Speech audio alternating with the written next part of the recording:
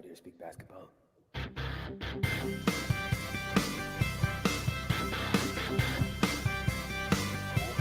it is.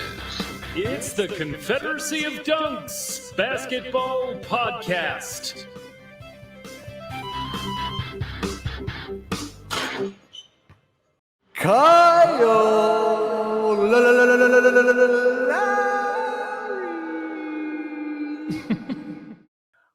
Welcome to the Confederacy of Dunks Basketball Podcast.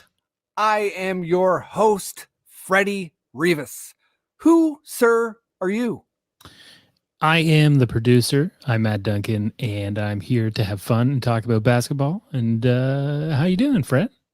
I'm doing very good. My Christmas tree is hanging in. It's just fucking glowing back there, bud. It's looking good. So is your deep V on your shirt. Yeah, I got I got a summer vibe going today. If you're checking out the YouTube, folks, it's it's worth checking out the YouTube overall with the episode too. A lot of great backgrounds with the guests. Very vivid to look at, if I may say. And anyone is into hairy chests. Matt, you can ride on the back of a snowblower, but there's no seatbelt, so you got to hold on to the chest hair. You know what I mean? Oh my God. I'm going to get you, I just decided, when we get big, a snowblower motorcycle. Oh, I thought you were going to say another manscaping set. So I have two. Yeah, I'm going to get you a chest wax. When we make it big, buddy, hairless cat of a chest. Anyhow, we've digressed a bunch. Thanks for listening to the pod, everyone. Sharing, subscribing. We've been growing, so we honestly really appreciate that. Mm-hmm. Whichever way you want to help. But if people don't know and they want to know, what are all the regular and irregular avenues people can help us? On our Twitter and Instagram, we've got our link tree there in the bio. Click that. That goes to, it'll give you the options to go everywhere. That's our website, our podcatchers, the Sonar Network, which is the podcast network that we're on, as well as, if you want to buy a toque. I was actually just fantasizing about maybe getting some mugs or something. I don't know. Maybe that's in the future. Goodness. I was thinking about mugs this morning when I had my coffee with your former podcast. I was like, oh yeah, man, this mug's huge. I want a big mug. Yeah, it is a big mug. Yeah, actually, that podcast is still going on, but you don't have to check that out. That's a weird health one that I do. But check it out. Matt, I'm sorry. Plug the pod. Podcast Fat Boy is my first ever podcast, and I, talk about health stuff and different fitness routines that are popular right now. The fitness industry is a very they make a lot of money and there's a lot of silly stuff. So I talk about that. I also do, I'll go on a rant about how much I hate Kirk Cameron or something too sometimes. That's good. I like that. Yeah. It's a real mix of weirdness. No, yeah. Stick with the Kirk Cameron stuff. Cheers. Yeah. But back to our links, go to dunkspodcast.com. We do have that beautiful looking, teenage skateboard of links there, all the decals. Click on the decals and it'll take you where you want to go. And our Patreon and whatnot, please, if you can support, we would love it. Maybe we'll get the premium StreamYard account one day if we get enough money. Who knows? Who knows? Hey, we could do big things. Maybe, we could, I don't know. I was going to make a Tony Hawk skateboard joke. Sorry, it fully fell apart. But thanks for queuing us up so good, Matt.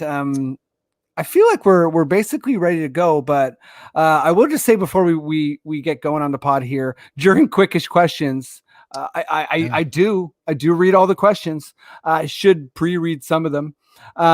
One of the questions was in regards to Myers Leonard, who was recently I think recorded, or the audio anyhow, on Twitch stream saying anti-Semitic and racist and misogynistic and homophobic stuff. So it was not good. And someone asked what his punishment might be.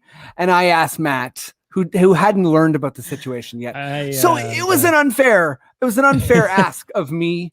You know what? It's okay. You're forgiven, Fred. Yeah, I know. Freddie sent me the link, and wow, way worse than I thought. And this guy wasn't even really on my radar in the NBA. So now I know. Now he is. And now hopefully he goes off of your radar because we don't about him. Shit. No.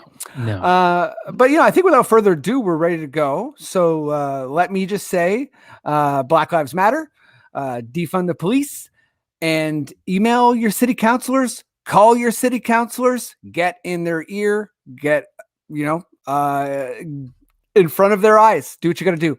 And Matt, if you feel like we're ready to get this pod going, please, sir, just give me the words, okay. Okay.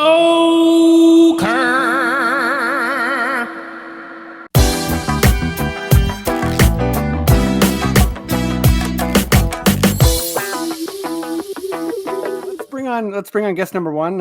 Pumped to get this pod rolling. He's done the pod a bunch of times before. You might know him from CBC's Ming's Dynasty. He's a hilarious improviser, comedian. You might also know him from commercials that are out there, but I'll let him spill the beans on that. And lastly, you might know him from being the most hardcore fan of the Ball family that I know. Well, I don't know if that's like all of like Lonzo and the rest, but it's mostly Lonzo. Anyways, give it up as loud as you can, even if you're at home alone, for Antony Hall. That's me, Antony Hall, aka Anthony Hall Ball. Am I a part of the Ball family? Sure. Sounds good. I'm a big fan of Lonzo, of course, as everybody who is into the lore of the Confederacy of Dunks podcast knows. But also, I'm becoming a big fan of LaMelo as well. LiAngelo, forget about him. Okay, I'm glad you named. Is it LiAngelo? Yes. Because I like right when I was doing your intro, I was like, okay, I guess my ADD brain says I got to list off the whole Ball family, and I started going down that road, and I was like, I don't know the middle one's name. I'm backing out. And I just like, so just showing you guys how the sausage is made in my brain. But you've been consistent with your Ball love, the Ball family. Yeah. I think they're great. And I think very quickly LaMelo has surpassed Lonzo, which upsets me a little bit, but is, great at the end of the day for LeVar and the Big Baller brand. Oh, the Big Baller brand is a Big Baller success, I think. and LiAngelo, like he's gotten, I think Detroit released him, but a 10-day contract's nothing to sneeze at. But let's bring on guest number two. It's his second time on the pod. I'm so excited to have him again. He's incredible. You might know him from Raptors HQ or That's a Rap Pod. He's also on CBC sometimes and CP24 if there's a big like breaking Raptors news thing. I'm super excited to have him again. Give it up as loud as you can, even if you're at home alone, for Jay Rosales. Hey. Oh, I like the tunes. Thanks for having me. No problem, buddy. And I'm very happy that you brought up the Ball family because I just found out today that I share the same birthday, or LaMelo Ball shares the same birthday as me. So I'm glad that got brought up, and obviously there's a link here. That's huge. That's huge. I think my biggest birthday person might be Allen Iverson in the basketball world, and I know Prince is the biggest like celeb birthday. Oh, yeah, nice for me. Yeah, there was some tweet that went out that was asking like, you need someone who shares your birthday to save your life and drop 30 points. Who's the best player that shares your birthday? And I looked at the list, and only 10 players in NBA history share my birthday, and all of them suck to the point where LaMelo Ball already is ranked like third amongst those 10 players in win shares or something. So please, LaMelo, don't pass it when you have to save my life, and drop 30, please. Thank you. Oh, I've got some really bad ones too. I've never looked that up, but I don't know if I can even pick one. Okay, 30. You need 30 to save your life. Who's dropping 30 for Who do you got? Randy Foy. Hey, Randy Foy, you can put up shots. You know, I'm dead. I'm dead, boys. yeah. You know what? You're dead, man. But yeah, let's get rolling on Raptors stuff here. Maddie, I know you're there. Please, good sir, give me your most delicious Raptors sting. #RTZ. Every time I dance to these stings, I'm like, who am I? Matt, I that's not me mocking your audio skills. Like that was tight. It was delicious. I don't know if I heard any Aaron Baines there. Certainly no Australian national anthem. But it's there ready to go if you need it. Okay, is it queued up? Yeah, Thanks. it's ready. That's huge. No, honestly, most of my tight friends have the Australian national anthem queued up, just in case. You know what I mean? Like for a long road trip or whatever. That weird tangent aside, let's get going here. Anthony, I'm going to go to you first. And Okay, yeah. This question is all about understanding the grind, understanding Norm Powell. Obviously, I'll pull up his basketball reference, his stats this year, but I'm kind of just curious for both your takes, but starting with you, Anthony, like, where do you think Norm is going? Like, how good is he? I feel like often when the core is discussed, you got Fred, OG, and Pascal, obviously, and then Kyle is kind of depending on who you talk to. But Norm, it's the rightful place there. But yeah, how do you feel about him? As a 27-year-old, heading into free agency, just like what's your Norm take? Do you understand the grind? Are you a Norm fan? Yeah. Where are you with him? Okay, so this season specifically, maybe this is a personal bias for me because I picked up Norm off of waivers for one of my fantasy basketball leagues, and I did it maybe in week 4, and since then he has saved me. He has put up amazing 25 plus point games. He's gotten a big stats for me, and I've loved it, and I've loved watching him blossom when OG's been out of the lineup, when Kyle's been out of the lineup, and he's been balling, and I love it, but it also is reminiscent of a previous contract year, and I'm wondering if it's if this is just contract Norm or if he's really taken the next step, and if he's going to be asking for 20 mil. Oh, I don't know if he is worth bringing back and being considered as a member of that core. He's good, but I really feel that he's wildly inconsistent, and that hurts, I think, his value going forward as a part of the Raptors young core. I think that's how fair. teams sink into mediocrity is if you commit too much money into these stars that never really take the next step. Right. That's a problem for me. Yeah, no, I think it's fair, and I feel like he's right in between that now. I'll just Jay, before I go to you, I'll just give everyone a quick list, and I guess take into account that not all these games have been starting, and I'm pretty sure his numbers as a starter are significantly better than this. But he's 18 and a half a game, a steal a game, 3 rebounds, and less than 2 assists, so that's not great. But he's shooting the lights out. And he's shooting very efficiently, especially from 3. Yeah, Jay, where are you at on Norm's role, in the league, potentially as a Raptor, and maybe I should narrow it down a bit. Do you think he's a starter for the next couple of years, or is he a high end starter, low end?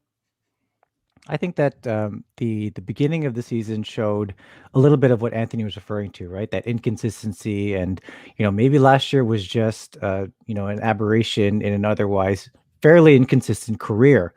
But since he's picked it up, and kudos to you, Anthony, for picking him up on fantasy, huge. We have seen what starter Norm looks like, right? And those numbers, to your point, Fred, they are significantly better when he is a starter. And so now it's my turn to throw out some numbers there. And then there's a reason why I'm going to throw out these numbers there. First of all, it's to answer the earlier question about what does he look like as a starter. And I'm specifically throwing out these numbers for a reason.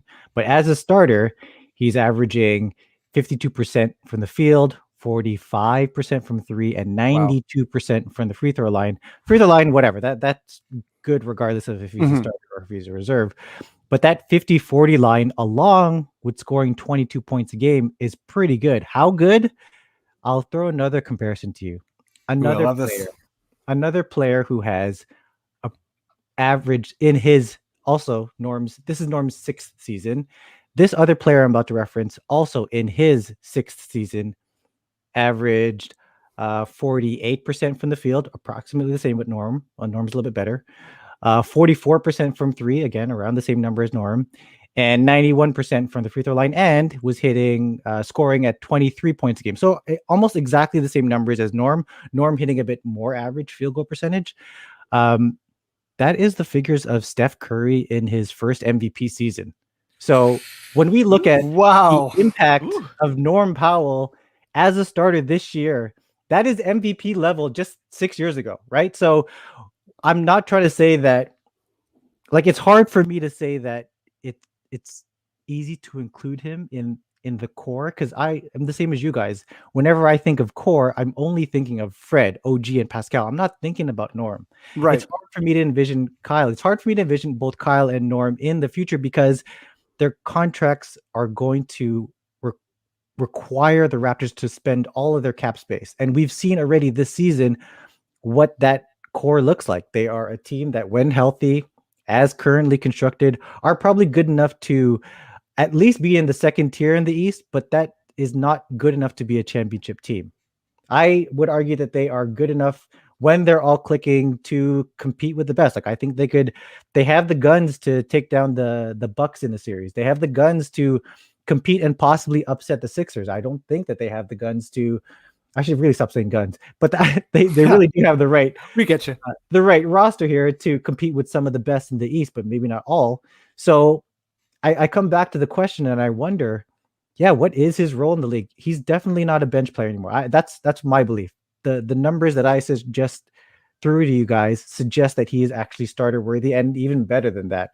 So his role in the league will be someone who is no longer just a 6-man bench spark. I think he's going to, wherever he ends up landing, is going to be a starting 2 guard or possibly a 3. If that ends up being the Raptors, it's good for him. It's good for the organization in terms of a loyalty standpoint. I just find it hard to wrap my head around or believe that he's the one who the Raptors will spend all that money that they were saving up for Giannis. Is it going to go to Norm instead? That's a really big drop off in terms of our mental thought about how that money was originally supposed to be spent. So I think his roster, his future role in the league is definitely as a starter.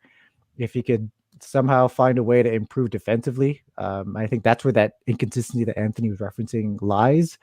Then then he's definitely worth what we would be offering him. But I don't think he would be able to fit, frankly, from a monetary standpoint, and possibly even from a skill standpoint. I mean, I think that we just need to enjoy these last few days, weeks, months with Norm on the team, because I think the writing's on the wall that he just may not fit on this team in the future.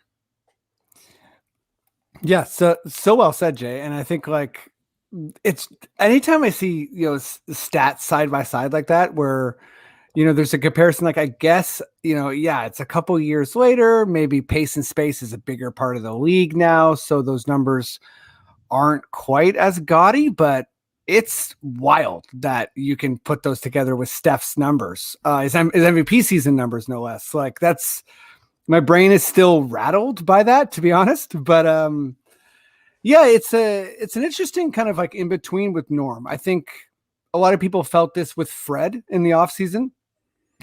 Is he a part of the core? Should we spend big money on him? I was in favor of, like, Fred's a no-brainer at that point. I'm kind of like, I kind of share the exact same opinion of you as far as, like, he's a no-brainer, like, on the squad. But when the money comes in, and I'm glad you brought up the Giannis point too, because we're saving a lot of money. And, also I'm glad you brought up the Lowry point. So I'm one of the people that wants the Raptors to hold on to Lowry. That also means, though, in my vision, we re-up with Kyle. And part of how we do that is, we let him have a look around the league. And if somebody they want him at the beginning of the season and they can pay him more, then they'll get him. But I think there's a good chance that we'll be able to give him a Dirk style, like stay here till you retire contract.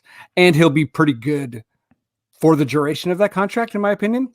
But yeah, that is in direct competition with Norm, and Norm's 27. Norm is looking for the most amount of money possible. So I think Norm's the type of guy who's like, if you promise me big money and a starter role, I'll play for the Kings. Like I'll play for the worst team. Like I'm at that point in my career. So yeah. And the Raptors are kind of at this point where they're adding a piece. It's like, we've already put the money, in this basket, in this OG Pascal Fred basket. Obviously any type of trade can happen, but that's where the money and the planning is. So are they going to spend their extra money on, Giannis is gone, like a guy like Kyle or Fred or maybe Oladipo or whatever. But yeah, that's Norm's kind of competing against all of that. So yeah, it's kind of interesting. And actually, let me stick with you, Jay, and kind of going from the Raptors being this like nuanced, tight, kind of intricate machine, with the 905. And there's been so much kind of rumors and hot air about Kyle Lowry and that kind of stuff. So I think I'm going to save that. Like, it's a weekly topic on this pod. And, we still got, I think, 2 pods before the trade deadline. But, the rumor I just read is that the Raptors are one of 5 teams targeting Alize Johnson. I just watched the highlights from the G League Unite and Raptors 905 game. He looks awesome. And, I've seen a couple highlights throughout the year. He really is quite a versatile player. And, obviously we had him in our training camp and Utah beat him out. But yeah, I guess all this is to say, Jay, do you think we're headed for like a quiet, Masai style deadline? Or do you think there's enough pressure is built up that something's going to be rhythm breaking as far as, Raptors? I think this first stretch, like this next week, or even the next 2 weeks, if you want to go that far, are really going to be indicative about what Masai is going to be doing with this team, right? We've outlined it from the start, right? There's 2 weeks left until the trade deadline, and these next 2 weeks are really going to dictate whether or not they are buyers or sellers or whether they stay put. In the past, Masai has been the type to just stay put, right? And it's hard to say where the Raptors stand. It's been in years past, it's been easy to say. They've been so good that you can assume that they are not going to be sellers. Right now, this is hard, right? They're stuck in this middle pack with about 18 other teams in the league. They're all like hovering around 500, right? So it's hard to say as it pertains to, and I'll get back to the what happens at what I think will happen at the trade deadline. But sure, going back to your question about Alize Johnson, he has been outstanding in the G League. He's someone who's probably on the cusp of making the all G League team when they do announce it next week, and someone who is a beast on the boards. I think he led the G League. Length. Number 2 in the G League in boards. I think what stands out to me about his game, though, is that he's a big man who can facilitate, and that's pretty cool to have. I mean, it's something that the Raptors would definitely welcome on the team. But I also think it's a bit of a redundancy in skill in terms of big men who can facilitate. We already have that with Siakam, right? And while I'm not against having that on this squad right now, I think the more urgent need is a big man who can gobble up some boards. And I think Alize also fits that, right? So I don't think it would hurt to bring him on and give him, if anything, at least a 10-day contract, give him a tryout with the team. Mm-hmm.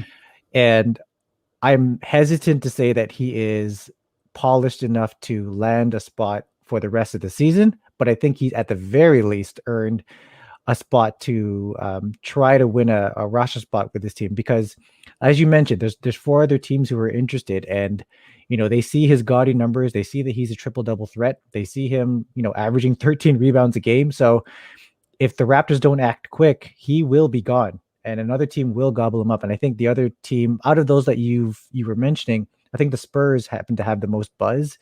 And I don't know if how much credence there is to that, or what's going to happen. But the fact that there are 5 teams listed tells me that, if it's not the Raptors, someone's going to pick him up very, very soon. So yeah, he won't be in the G League for long. Yeah. Yeah, exactly. And it'd be nice to have him tonight when they have their semifinal game. But as it stands for the Raptors in the trade deadline, I've been going back and forth on this. I have no idea what these guys are going to do, and I keep going back to or falling back on how they're going to do over these next week or so, because with this team being shorthanded still for the next, I would assume at least the next week, because if you're positive, you're gone for at least 14 days, and it's only been a week.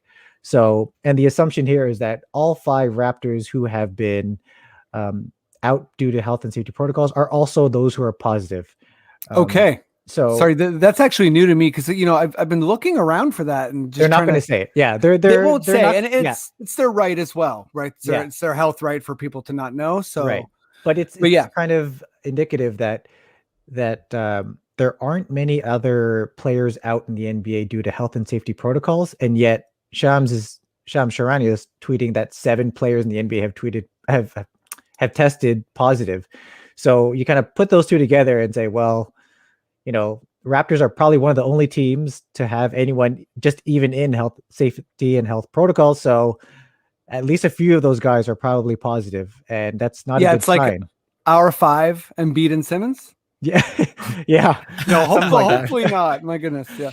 But yeah, that's unfortunate for the Raptors, because this is a very winnable stretch for the Raptors. I was looking at 538's prediction model, and they predict, what are the odds of, how each game is going to play out, and present odds, and basically they allot their own favorite system. And the Raptors are favored to win 23 of their next 24 games. Now that obviously is a huge number. I'm not saying they're going to win all 23 of those 24 games. I think that's what you're saying. But if this gets aggregated, that's what Jay said, everybody. Quote me on it then, because just look at this week alone, right? They're facing the Hawks, they're facing the Hornets, they're facing the Bulls. Those are all winnable games, because those are all sub 500 teams. Even when you look at next week and they're facing the Jazz are coming to Tampa, right? And the Jazz are on the back end of a back-to-back. So this is why the Raptors are favored to win all these games. Now, the equalizer in all this, or the balancing effect of all this, is that they're going to be very short-handed with 3 very key players. So again, going back to the question, I'm sorry, I've been beating around the bush. No. I have no idea what these guys are going to do, because they have a soft enough schedule in the second half to take advantage and kind of leapfrog above the second tier that they're kind of stuck in right now, which would at least tell me that the Raptors, at the very least, are not going to be sellers. So I don't know. I think that at the end of the day, they will end up staying pat. We'll see how this team, this roster goes, because this season and last season were supposed to be transition seasons anyways. So why not run with these guys? They're already starting to gel. So yeah, I think that they stand pat at the end of the day. Yeah, so many good points, Jay, and I think I'll just kind of, as I throw to you, Anthony, I'll just add that something so special and unique about being a Raptors fan is that being under Masai's wing, we've got to kind of see what it's like to have a winner that develops at the same time, and I think it's Jay's pointing to his 2019 banner, because we won the championship, with a lot of guys that had been in our system, and we're still good because of that. We're just talking about Alize Johnson. But before I stammer on here, where are you at with the trade deadline, Masai, kind of like feeling out the Raptors? And I know I said it was like off topic, but if the only thing you're thinking about is Kyle Lowry, that's okay. Yeah. Okay. All right. Where to start? Jay covered so many good points. Let's start with Alize Johnson. He's been so awesome. Yeah, I just want to echo that. Like, it's been so impressive watching him in all of the 905 games, and I feel so blessed that we actually get so many of those games on TV this year. Unfortunately, it's like a bubble scenario, and like it's due to the world we live in, but it's been so awesome to watch guys who I genuinely did not care about before they came to 905 like blow it up, like and be so good. Like Henry Ellenson, like who would have thought? He's been pretty good. Yeah, He's like 6'10" Matt Thomas. Like it's insane to watch him play. Like I wish that he was like a better perimeter defender and could actually like cut it playing the 5, but I mean, he's just like a huge shooting guard at this point, but it's been very awesome to watch him play. And with Alize Johnson, I think he's a bit undersized to play the NBA 5. So bringing him up, I don't know that he can necessarily keep up with the bigs that he'll be matched up against. Like, I think Embiid would cook him. Like, it's not anything that I expect is like, I just don't think that he's really going to be huge if he gets brought up. It'll be good to bring him on. It would be a small move, I think. Yeah. I think like we need somebody who is going to be able to grab those rebounds and to be that energy off the bench.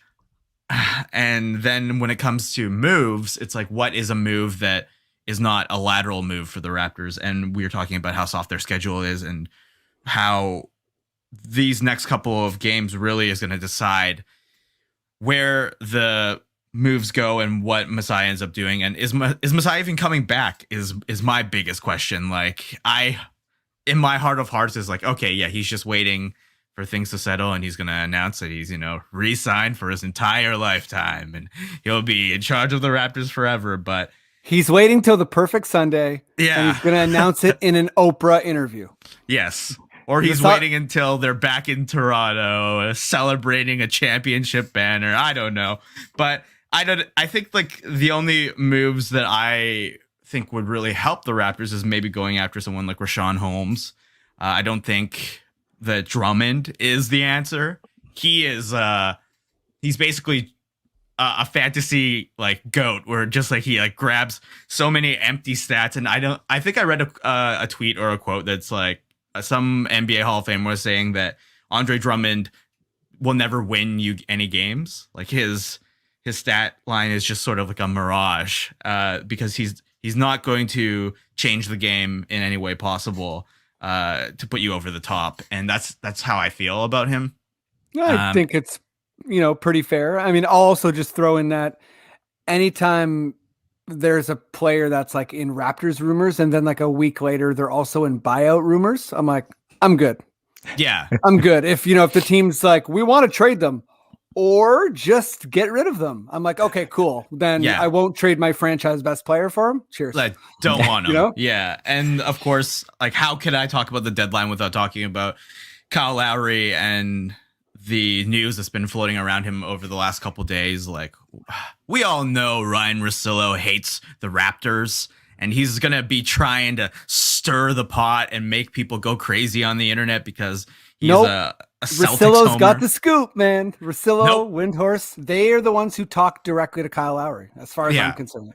I think they just have a really poor understanding of the Toronto real estate market, and it's really leading them to believe that Kyle Lowry will be moved at the deadline. And if any of these rumors have any merit, it's like, okay, great. If he goes to Philadelphia, like Jay and I were talking about this before we went live, we need like a real package back of Maxey, Thibault, Danny Green, and a first-round pick, or we're hanging up the phone.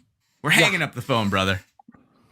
That is exactly the right attitude. And I think, I often don't even I'll go on a Kyle Lowry rant every time the trade comes up. But, very honestly, by the way, I should admit, I got in my first ever Twitter spat with Philly fans, and I totally lost. It wasn't even close. I just basically chimed in with we'll take Ben Simmons style joke. And everyone's like, you're delusional. And like every comment that was said to me had like 200 likes, and everything I said, just like nothing. Oh, you got ratioed hard. I got dominated. It was pretty funny, but my thing is always that we're not a feeder team. And if you're going to negotiate with Masai, you're also negotiating with the best negotiator in the NBA. So I don't know how you think that you're going to come out like so ahead of him. Like that just hasn't happened ever that I know of. Like, so how anyone thinks, I get that players can, push their way around from time to time, but I mean, you can just go through Masai's history. He doesn't really operate from a place of weakness. And Yeah, sorry, I am officially going on a rant. So, Anthony, let me go. Strap in, everybody. Oh wait, sorry, I wasn't announcing that I'm going on a rant. I was trying to cut off my rant because I feel like I cut off. Oh my god, I'm like walking into a rant. I was like, okay, here we go, Guys, boys and girls. That was just the pre-rant. Okay? Oh, pre-rant. Now it's about to get wild. No, I just felt like I interrupted you. Oh no, I think everything that we've talked about is coming from us loving Kyle Lowry as well. Like we're very pro Lowry, I think, here on Dunks Pod. And like realistically, like yeah. Oh yeah. Jay's got the jersey, baby. Let's go. Ooh, I didn't know he it was had that the champion. Raptors jersey. Ooh, that looks good. Okay, check this out on YouTube, everybody, because Jay's got some swag. Yeah, absolutely. And Anthony's got a really cool background. I have some banners too, but I just moved and my setup is a little bit different, so I'm hiding with my blue screen. Yeah, I'm pretty sure I've summed up all the points that I wanted to make. Cool. Yeah, let's test out some of these 905 guys too after the playoffs. Like the 10-day. Giving Alize that spot, or seeing if Ellenson can cut it in the NBA like properly. See if he can keep up, like, because the shooting is something that I think we're missing. A consistent 3-point shooting is something we're missing. So if that's something that he could contribute to the team, and just a wee bit of rebounding, that is all I want. That's all I want. Just a little bit. I wouldn't mind seeing Dante Hall catch a lob too in a game. Oh yeah. Yeah, true. Even if it's like garbage time or whatever, I'd like to see him in action. I think actually his 10-day just expired. Oh, it did. Oh, so he did. never. Yeah, I don't think it doesn't. I haven't read anything that says it got renewed. But to both your guys' points, Ellenson, Johnson, they are about 2 days away from if they were brought on by the Raptors, bringing in some G League championship experience. So yes, I'm all for that. Man, our G League team has been such a gift and such a priority of Masai. Like, it started in a weird way with like Bruno and stuff, but man, do we use it so well. And it's entertaining basketball, and it's just awesome. It just feels like it's a big, big part of our culture. And the work ethic that kind of runs through it. But I want to stick. I'll go to you first, Anthony, on this one. And if this is too much of like a word salad of a question, please ask for clarification. But an example of this would be like the Pascal, top of the break three. But I'm thinking of like a particular weapon or a skill of a player. And I just want to get really specific here, just, kind of for fun. Who's a player on the Raptors, for this back half of the season who could improve in blank area, the most to give us the highest potential upside? Okay. I prepared this answer. Okay. It may be a little bit of a Asian bias, but I want Yuta Watanabe to develop a corner three, or maybe any three at all, because I think that is what will help him get more minutes. And he's so entertaining to watch, and I think he deserves more minutes, especially because of the sacrifice that he he gave when Anthony Edwards yammed him with one of the biggest posters I've seen in recent history. He never gave up the fighting spirit. He was like, it was coming, and I had to make the block. I was there. I saw it. I had to make the block, and kudos to him. But if Yuta Watanabe, he's got such ferocious like speed, and like it's not like game breaking speed. But I think it's like lateral movement, and he's great at covering his assignments. He's a plus defender, I think. Oh, he's a nasty defender, I think. But he just does not give very much offensively at all. I don't think he has taken a three in like the last 2 appearances that he's made for the Raptors. And if he could get like just like that Bruce Bowen-esque run into the corner, catch the ball, boom, shoot like a beautiful corner three, like that is Or like, Yeah. Bruce Bowen, just like when a guy goes up for a shot, you make sure, he lands in an awkward way. Elbow him in the face. Yeah. Something like slim really, foot. Just something really horrible. Yeah. yeah. No, but it's funny because I think our early nurse interview, if I'm not mistaken, they're asking about like these kind of back of the bench guys fighting for that 8th, 9th, 10th spot sort of thing. Mm.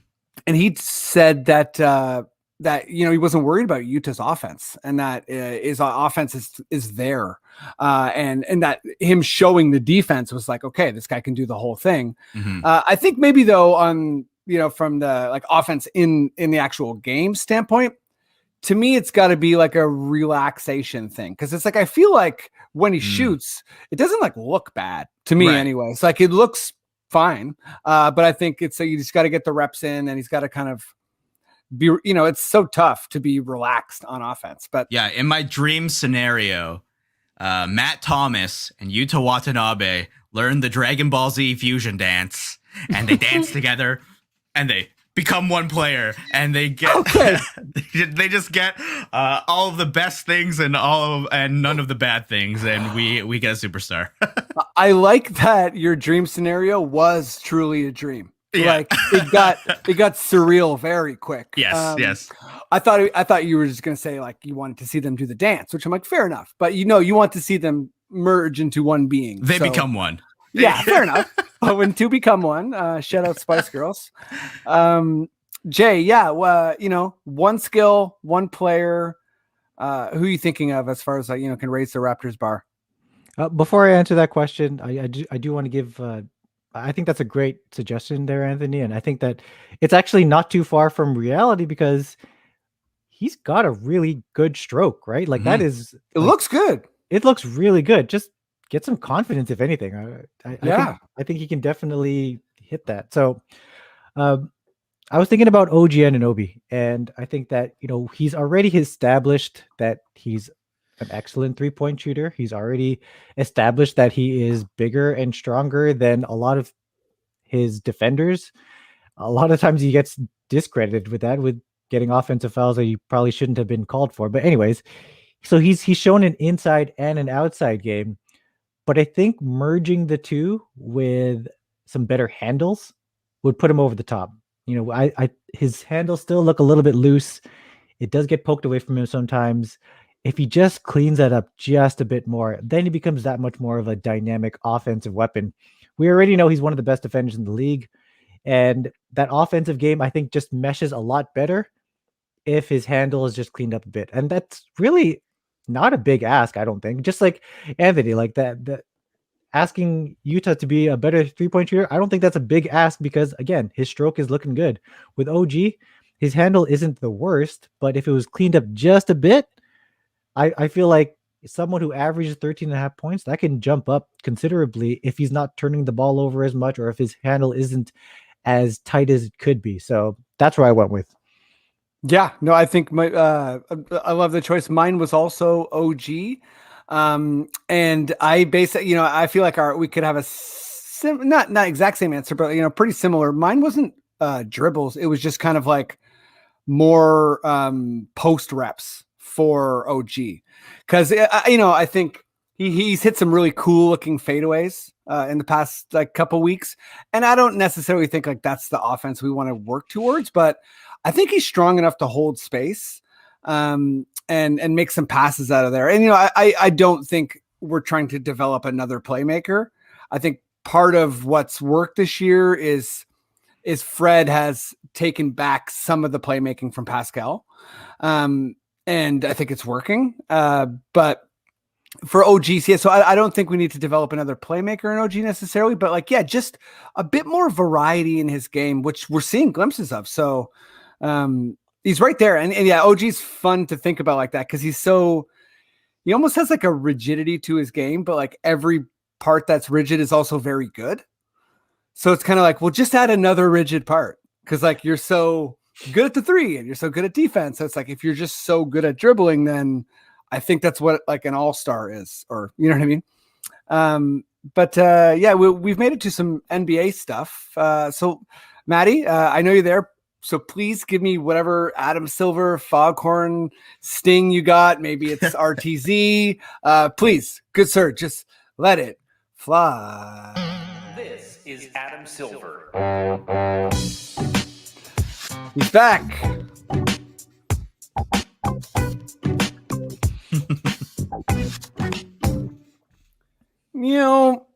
That's usually how it ends.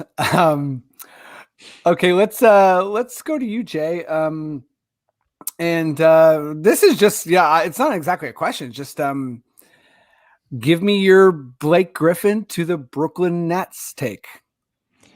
The Brooklyn Nets, before acquiring Blake Griffin, needed one of three things.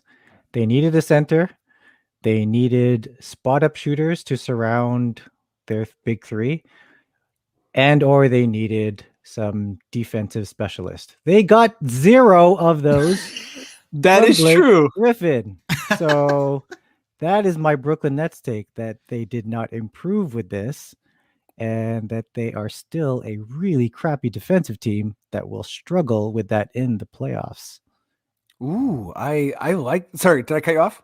No, I was not sure how to end that thought, but that's No, I quite like that take because when they traded for Harden, just my computer brain was kind of like the part of it that's like, well, they just went from two superstars to three.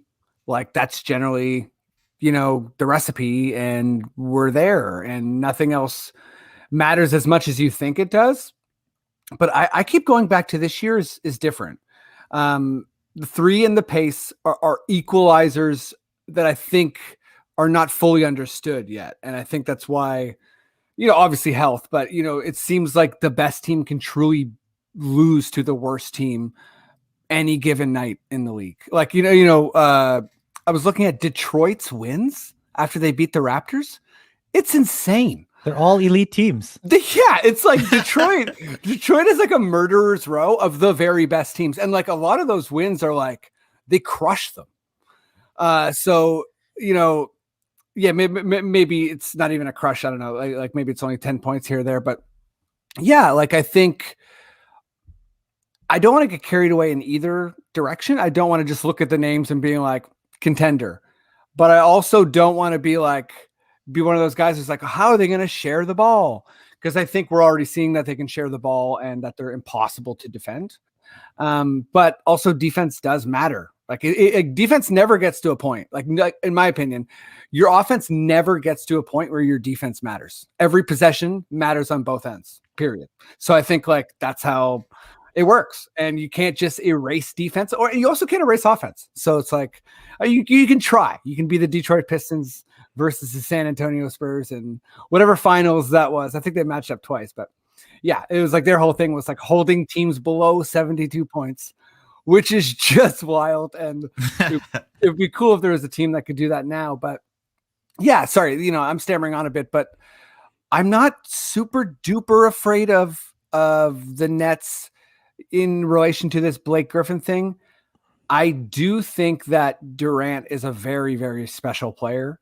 And can tip the balance in a bunch of ways that I don't want to underestimate. I also think, look at Nicholas Batum. He didn't rely on athleticism like Blake, but I think new situations for a player can be a big deal potentially. And, Blake's going from like the number 1 or 2 option to like the 4th or 5th option, or maybe off the bench. I don't know what they're going to do with him, but, yeah, it seems like a surplus of talent, but it also seems like a redundancy of talent. So it's a good point, Jay. Where are you at, Anthony? I think with Brooklyn's acquisition of Blake Griffin, they get a guy who has been hungry to restart his stand-up comedy career. Oh boy, Blake Griffin. Once he gets that vaccine, he's going to be trolling all of those open mics in Williamsburg. He's going to drop in and do some hot fives all around town. You're going to see Blake and the Brooklyn Nets. Some jokes. They're going to get a charismatic guy for their PR. They can make some fun Twitter videos now. Okay, let's get them. But I don't think it's great. I don't think it's a great fit. He's not better than DeAndre Jordan or even Nick Claxton. I don't think. He doesn't have the legs. He can't dunk. I don't even think he can really keep up anymore, really. And it makes me sad because I am a big Blake Griffin fan. Contrary to me just roasting him right there, I know. but like, I love Blake. Like, I think he's great, but it's just like, what is he gonna offer? Like, odd 3-pointer when nobody else is like available. He's gonna go and like miss a layup. I don't know. Like, what's going on? Like, what do we want from Blake? And we want a dunk. It's yeah, been too long. We want him to jump over a Kia again. Right. Let's see if he can still do it. If in game, if he can jump over a Kia, I take back every bad thing I've ever said about him. That's but right. until Hashtag then, more props needed. That's what Yeah. Devin would always say, right? More props. yeah, until then, I don't know that they have necessarily improved a lot. Like, they've maybe made it more exciting because they have more big names now. Yet another big recognizable NBA name, and that's probably good for, the state of the franchise. But I don't know that he is really what puts them over the top, unfortunately. And Wow. yeah, we're all a bit low on this, and I kind of like it. I thought someone was going to come in super heavy, like watch out for Brooklyn. They're the faves. They're going to dominate. But I guess we're all, aligned there. Jay, what do you think about? Wait, who did I go to first on this last one? Was it you, Jay? Me, yeah. Okay, then I'm gonna go to you, Anthony. okay. Yeah, this is just a classic. How good is this team? And that's the Phoenix Suns. They're second in the West, 24-11. It seems like a lot of that Booker can't be good on a good team stuff is maybe over pretty quickly. Like, he's like 24 and already on a good team. So cheers to that. DeAndre Ayton's 22 on a good team. They're, I'm just looking at it now. Booker, Bridges, Paul, Ayton, Crowder, and Cam Johnson are all playing plus 30 minutes. So that seems to be like the core. How good do you think they are? I think they're pretty good. I haven't admittedly watched a ton of Phoenix Suns games. They're pretty low on my priority list. How dare you? Sorry. I will tune in when they're like the last game on at the end of the night on Sportsnet or something like that. But for them, I think the thing that has impressed me the most, and something that maybe I have underrated this particular player for, is like how he can bring a team together and really give them an identity. And that's Chris Paul. Like, every team that he goes to with these seemingly lost young pieces, he has managed to bring something new out of them or make them better than they were before. At first, the Devin Booker fit wasn't great, but it's solved now. And Ayton has taken a really big step as a defender this year, I think. And in terms of also finishing at the rim, he's getting a little bit more consistent. And I attribute that to Chris Paul just being on the floor, being an offensive mastermind in a way, I suppose, and being able to help him find very high percentage looks and creating opportunities for the other guys as well. Like you said, Cam Johnson, like, what was that guy doing before this year, really? Like, he was coming off the bench, not contributing a ton to the team, but he's been a great piece for them. And Bridges as well has been very fun to watch. And I always default back to fantasy because, like, realistically, whenever I watch basketball games that are not the Raptors games, it's because I have these fantasy players. And at one point I had Bridges, and he was like one of the top guys for a while. So I think, Chris Paul is sort of the glue guy, or the guy who makes everything work for this team. And I think they got a shot to make a splash in the playoffs, at least. Yeah, I mean, I'm very excited to see, be a lot of young guys minus Chris Paul in the playoffs. And, just talking fantasy for a sec, I also have DeAndre Ayton in my longest keeper league.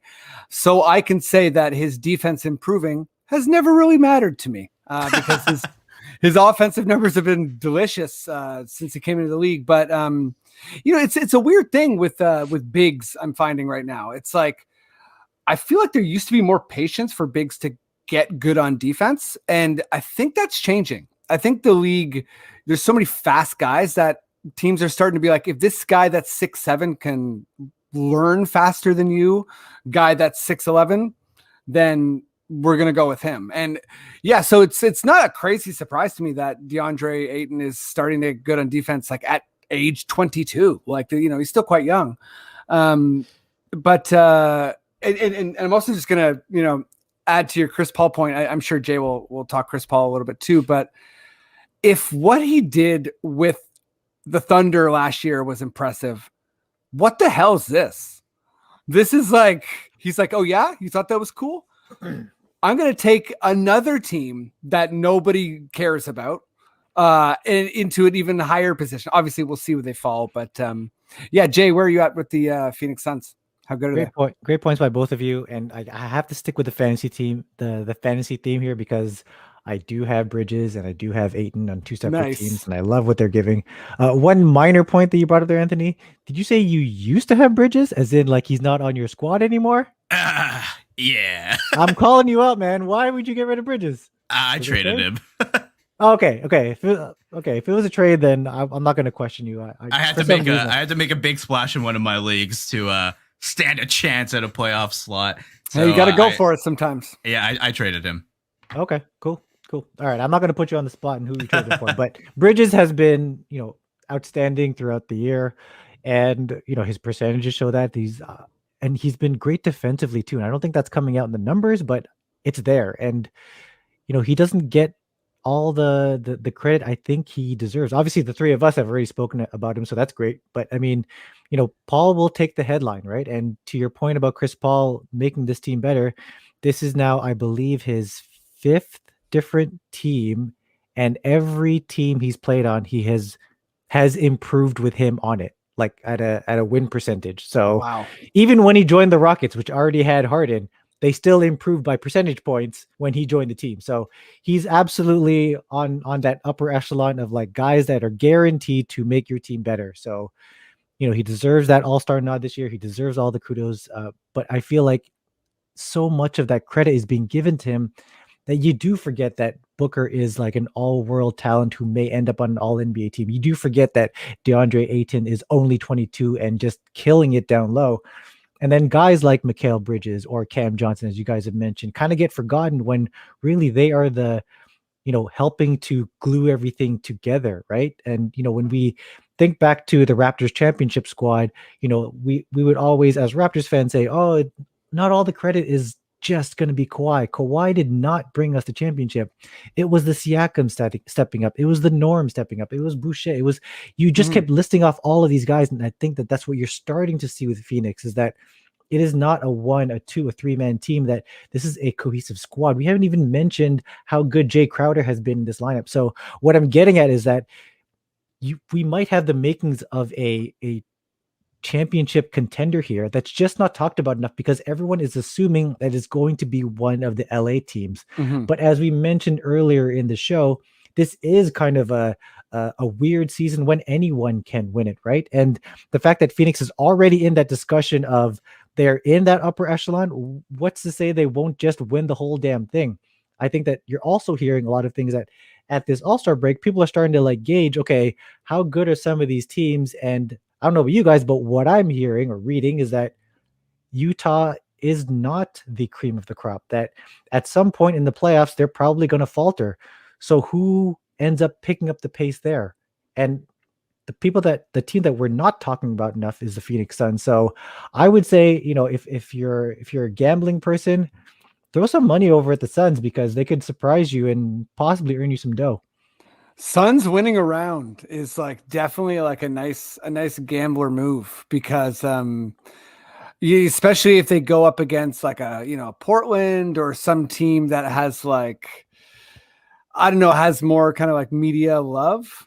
I think they could definitely kind of get disrespected, and Chris Paul could do his thing. Yeah, you know, it's I like that you went as far as kind of calling them contenders, because I think that we are in an interesting year as far as like team continuity, health, style. a lot of things are going to come into play here in the playoffs, and you don't want to bet against the big stars, but having a guy like Chris Paul in your team is really going to go a long way, I think, in that regard. But let's finish this pod off with some quickish questions. What do you guys say? You want to joke around and get a little bit silly? Oh, I've already been silly, but let's do some more.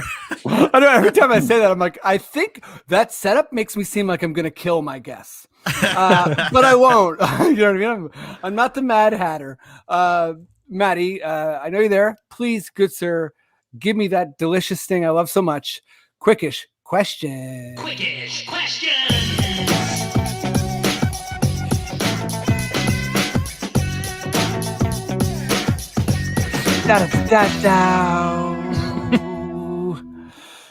Okay, we've arrived at Quickish Questions, the segment that this is why we're rich, right? So people come for this segment, they love it.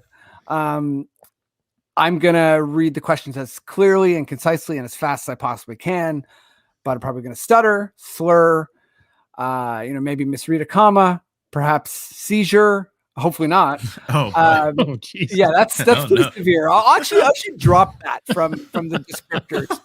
You know what? Yeah, forget about that. But you guys, you can't phone a friend. Your ums and ahs are not welcome here. You have to answer as quickly as possible. Every little stalling tactic, I'm looking at you, Matt Duncan, is not welcome. You let your brain fire. Okay.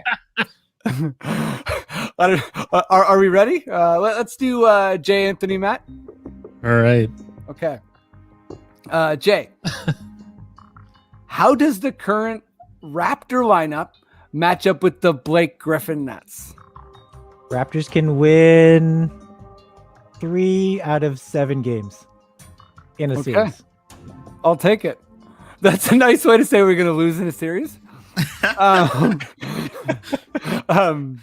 Anthony, DeRozan back to the Raptors. How plausible? It would be beautiful. Let's do it. Why not? Okay, I'll call him up. Maddie. Yes. Will the loss? Okay, Matt. But I just gotta say, Matt hasn't finished watching Space Jam, and he always gets Space Jam questions. So you better get on it, buddy. Matt, will the loss of Pepe Le Pew be the downfall of Team LeBron? Wow, great question. Now in the original, I would imagine was he like a you would imagine, yeah. Was he he was the star, man. 3-point shooter? What happened? You gotta watch the movie. It ends with Pepe Le Pew. Oh my monologue. God. You know what? I think there's so many damn characters. We can replace Pepe, no problem. Don't worry. Okay, fair enough. Give another animal a hairdo, right? Okay, Jay. Should NBA players be able to wear head covers on their heads and ban barbers across the league to prevent COVID contact? Yes. Why not? We're evolving already as a league. I say we as if I'm part of the league, but we've moved over from like hip hop clothes to casual clothes. Why not wear do-rags during games? Let's do it. Yeah, for sure. I'm super into it. And Jay, you're being polite. You do make all the big decisions in the NBA. It's you and Adam. But well, I did steal this from the Amalie Arena, so I do have some sway. That's pretty cool. Okay, where was it? Oh yeah, Antony. So if Simon's actually kissed the rim during the dunk off, would that have been a better dunk than the Gerald Green cupcake dunk? No, but if he kept the Raptors jersey on and blew out a cupcake and kissed the rim, then yes. Okay, the bar's high for you. Yeah. This is you know what? I'll inform you guys just in case you don't know. Matt, you might not know. Okay. But how many games is Myers Leonard going to get suspended?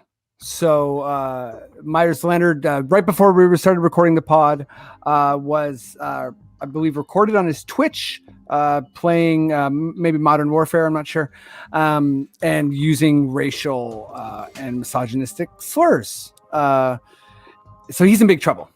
Wait. So is he was like playing with kids online with the headset, and he was Yeah, I'm not sure. Outing off? I'm not sure if he was playing with kids or what. Well, I don't know. I You just threw assume that it's in. children. Yeah, you know what? It probably was like 10-year-olds and stuff. Like, well, yeah, they're the ones that are nasty. That's why I don't play online too much with strangers. 'Cause I don't want to. So, but the question, Matt, Is it for me? Yeah. How long? I know. Look at this guy stoned. How many? How long is he going to get suspended for? Oh, great. Well, it's hard to say with this league. My fantasy team took a hit with Beasley the last week. He's on for 12. I would say that it's either going to be like, hopefully 10 to 15. I don't know. Should he be gone for the rest of the year? What the fuck? I don't know. I don't know. I really put you on the spot with that. It's a tough one. I don't know. Yeah, Matt, figure out the punishment. Isn't he on IR anyway? Like, honestly, this is more Myers-Leonard conversation than I was ever prepared for. So I'll say that. But hey, if you give me a question, I will read it. But I'll dig a bit deeper into the Myers-Leonard thing because I don't want to put you guys through that. It's probably an evolving situation. He is out for the season, actually. He is. Whoa, that was fast. Did you? Oh, he's out for the season injury-wise. Injury-wise, yeah. Sorry. Okay. Sorry, I thought you were telling me it's like they came down and he's out for the season suspension. I was like, listen, I'm clearly just bouncing around here. I need to relax, maybe. But we made it to the end of the pod. Thank you guys so much. This was Quickish Questions and the other segments that kind of have names. Jay, what's up? If people want to find you, obviously, check out That's a Rap Pod. Check out your work on Raptors HQ. But what else should people know? No, that's basically it. I mean, I have a weekly column. Actually, first of all, thank you for having me on. This was a lot of fun. Oh, no problem. I know this is only my second time on here, but I always have fun with you guys. So happy to have you, man. Yeah, thank you. So as it pertains to Raptors HQ, I have a weekly column called The Wrap Up, where I look at the games of the week for the Raptors. The latest one came out yesterday, so it comes out every Monday. And for this week's theme, I looked at the second half schedule and I spewed out a whole bunch of those stats to you guys. So really looking forward to this second half. Check out my weekly thing there. And of course, the podcast comes out at the end of the week, every week. So looking forward to that. And I think that's it for me. But thanks again for having me on.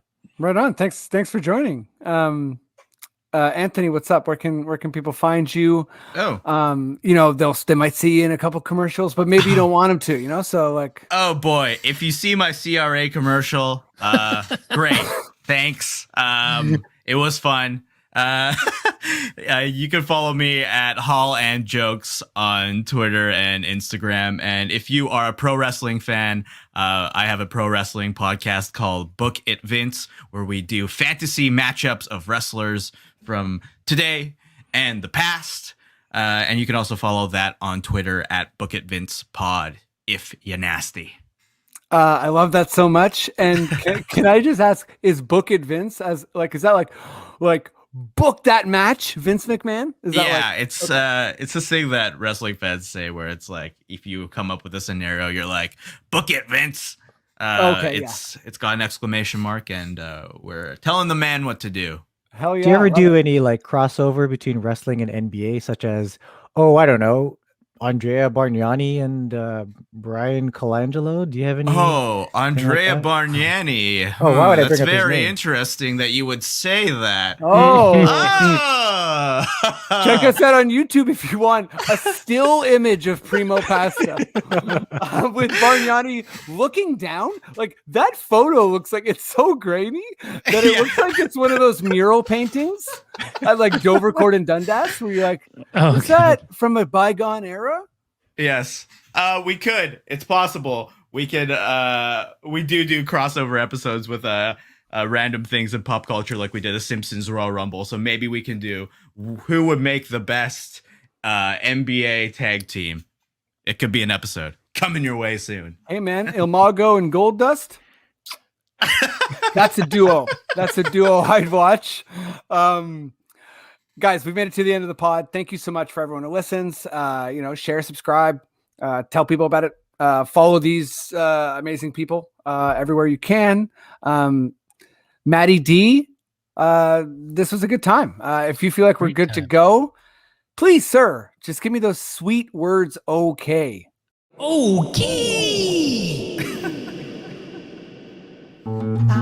This podcast has been brought to you by the Sonar Network.